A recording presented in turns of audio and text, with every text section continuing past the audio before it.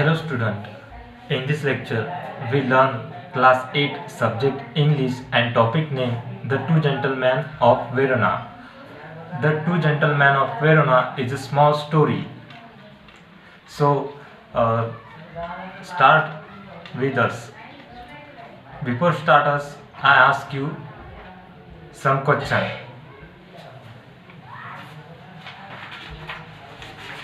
Okay. What is your favorite pastime?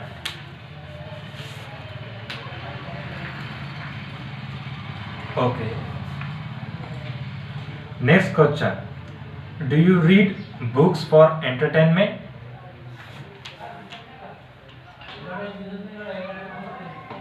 Okay. Next question. What is your favorite story, poem, and book?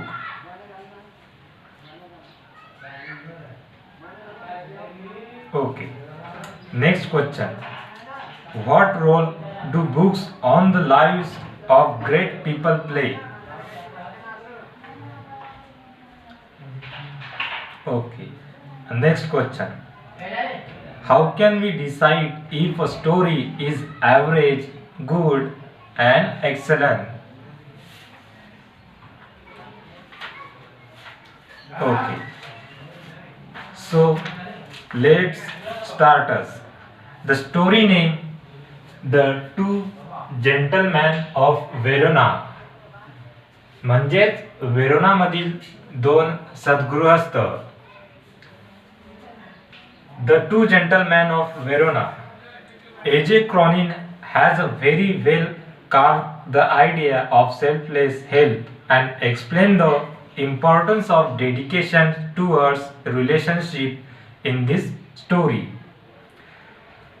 So A.J. Cronin has a very carved the idea. Carve an idea means, what is meaning by these words? Carve an idea means create or establish an idea. म्हणजेच एखादी कल्पना अतिशय उत्कृष्टपणे सादरीकरण करणे म्हणजे किंवा create करणे. Carve an idea, create or establish an idea. त्याच्यामध्ये A.J. क्रॉनिन हे जे लेखक आहेत हे अतिशय उत्कृष्टपणे कोणतीही एखादी त्यांची जी कथा आहे ती त्याच्या योग्य प्रकारे सादरीकरण करतात. The Two Gentlemen of Verona. The story revolves around the two boys named Nicola and Jacopo who do numerous things to earn money only to pay for their sister treatment who suffers from tuberculosis of the spine. The Two Gentlemen of Verona यामधील जे दोन मुलं आहेत त्यांचे नाव आहे Nicola आणि जाकोपो. हे वाटेल ते कोणतेही काम करतात. त्यांच्या बहिणीला जे तिचं ट्युबरक्युलोसिस म्हणजे हाडाचा क्षयरोग तिला झालेला आहे तर तिच्या उपचाराकरिता तिचे जे दोन भाऊ आहेत एक निकोला आणि जाकोपो तर तिच्या उपचारासाठी ते वाटेल ते कोणतेही काम प्रामाणिकपणे करतात. The story begins with the narrator driving down the foothills of the Alps. Alps जो पर्वत आहे त्याच्या पायथ्याशी हा जो नरेटर जातो. नरेटर म्हणजेच कथनकार. हा त्या पायथ्याशी जातो आल्प्स पर्वताच्या. तिथे त्याला हे दोन मुलं भेटतात. Here is when he first encounters the two brothers selling wild strawberries. तर याच्यामध्ये जो शब्द आलेला आहे एन्काउंटर्स.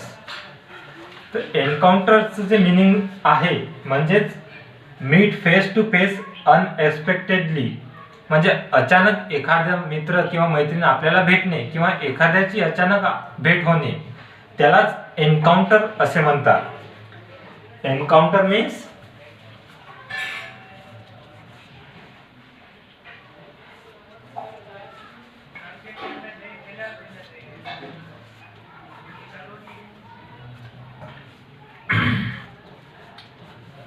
अचानक गाठ पडणे. एन्काउंटरचा जो अर्थ होतो तो म्हणजे अचानक गाठ पडणे.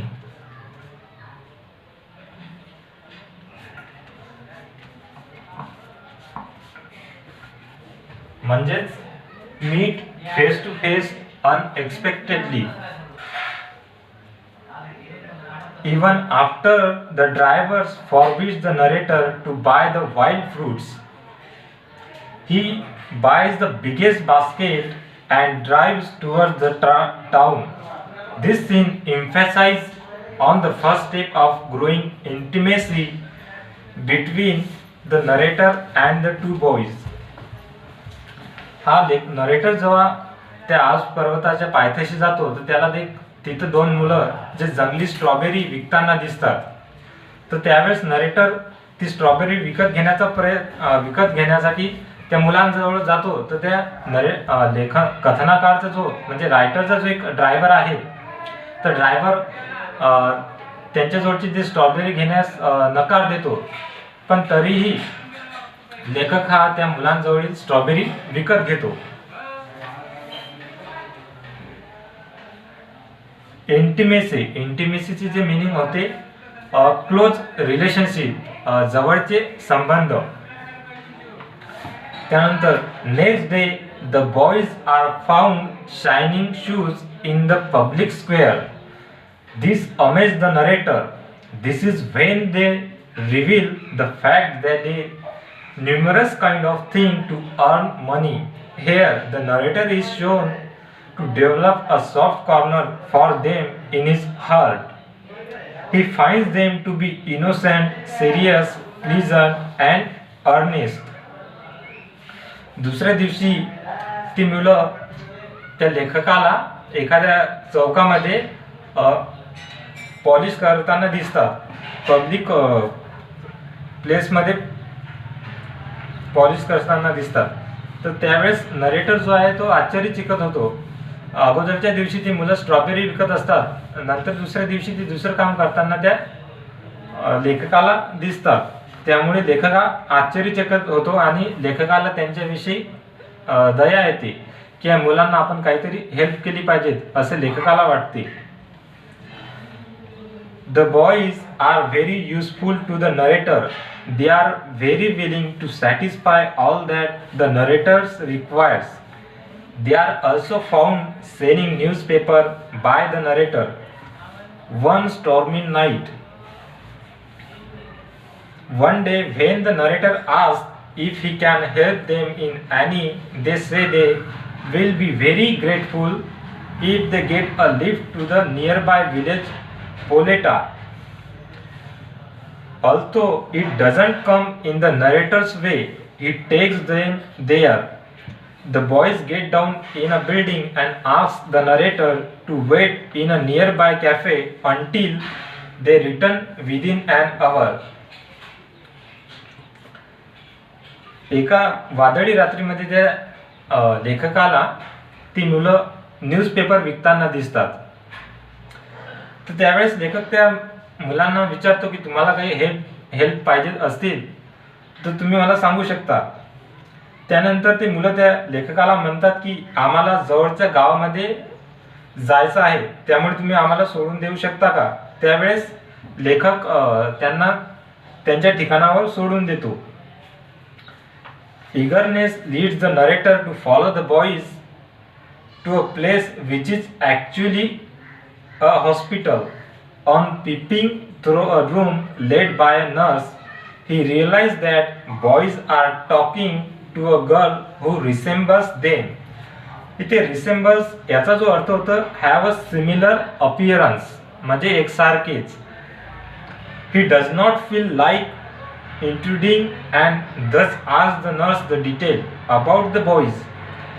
This is when the nurse tells him her teaching story about their father being killed in a war and their home being destroyed in a war and their sister suffering from tuberculosis.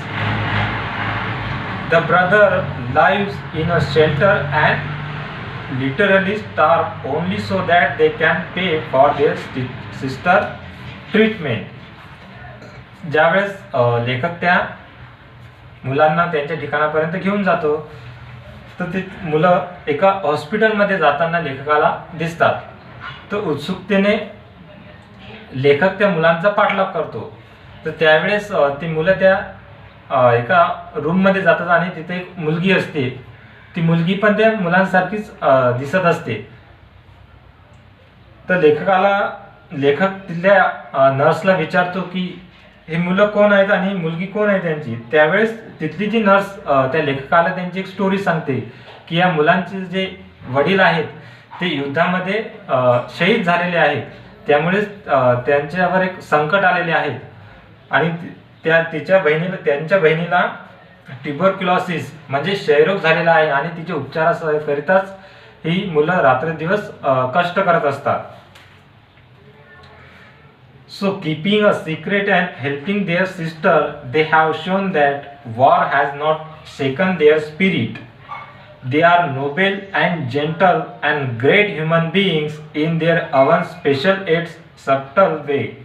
The story distinctly talks about how true the amplification says, where there is will, there's a way. म्हणजे युद्धामुळे त्यांचे घर कोसळले असले तरी त्यांची इच्छा ही कोसळलेली नाही आहे. त्या स्टोरीचा जो एक तात्पर्य आहे, इच्छा तेथे मार्ग. इच्छा जर असेल तर आपण कोणतेही काम करू शकतो. त्याच्यामध्ये काहीतरी शब्द आलेला आहे जसे स्पिरिट म्हणजे not reduce eagerness to do something.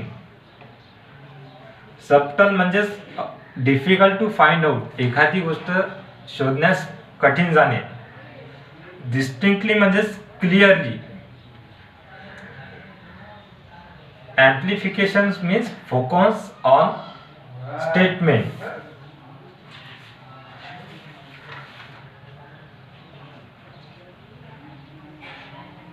So student, I ask you some question. What illness did the sister suffer from? त्या मुलांच्या बहिणीला कोणता रोग झालेला होता? तर ट्युबरक्युलोसिस ऑफ स्पाइन, हाडांचा क्षयरोग त्या मुलीला झालेला होता.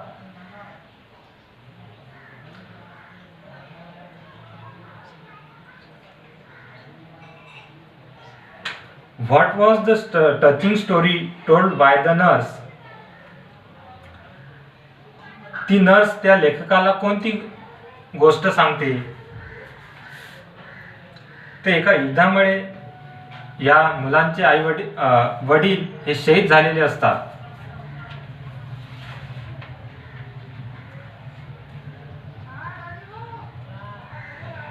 याच्यामध्ये काही शब्द आलेले आहेत. Noun forms of the following words जसे इम्पॉर्टन्स,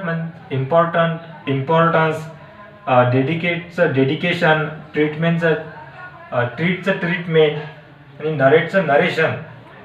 तर असे काही शब्द याच्यामध्ये आलेले आहेत. तर त्यामधील पुढील शब्द तुम्ही पूर्ण करून आणा.